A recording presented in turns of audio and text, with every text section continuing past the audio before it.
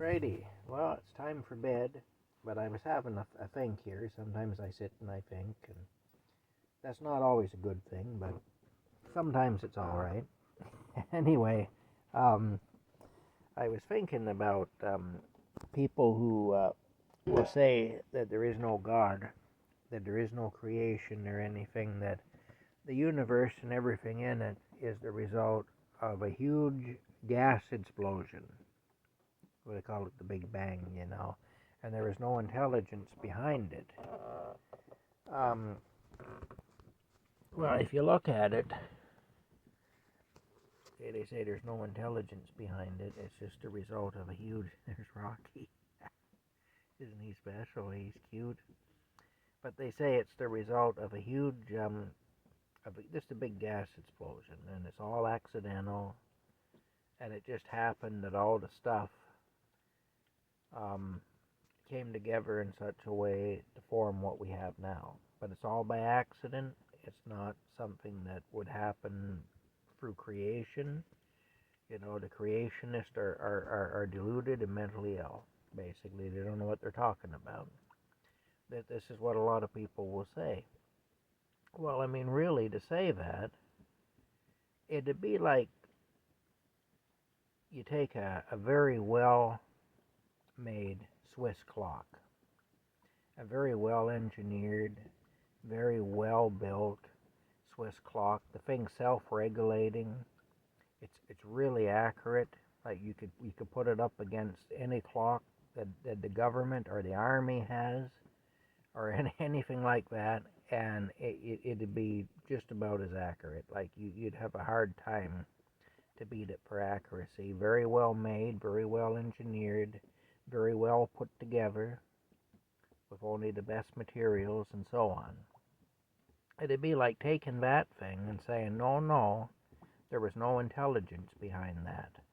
There was no clockmaker who was a genius when it comes to clocks and an expert on clocks and had lots of experience with clocks.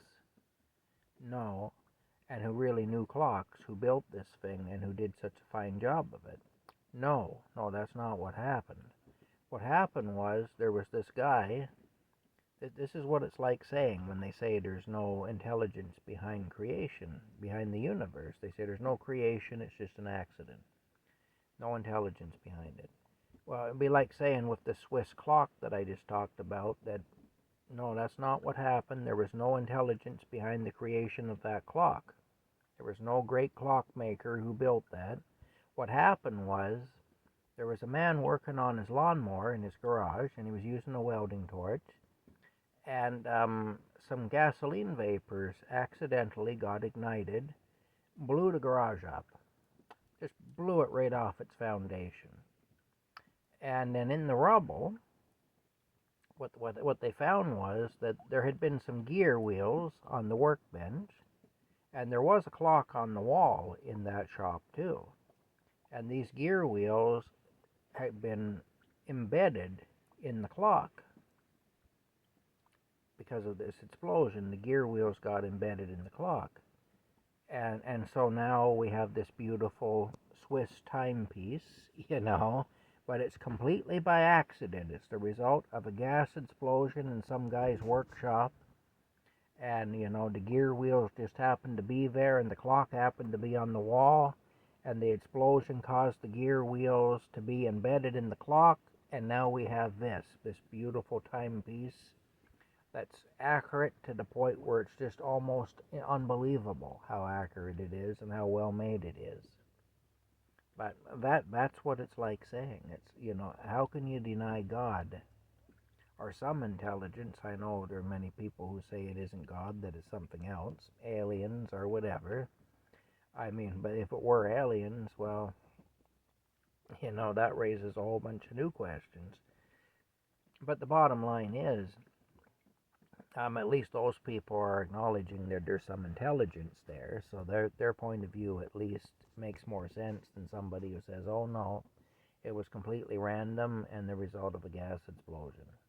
It's like, I've never seen anything yet come out of an accident or a gas explosion that was any good. If anything, it creates junk.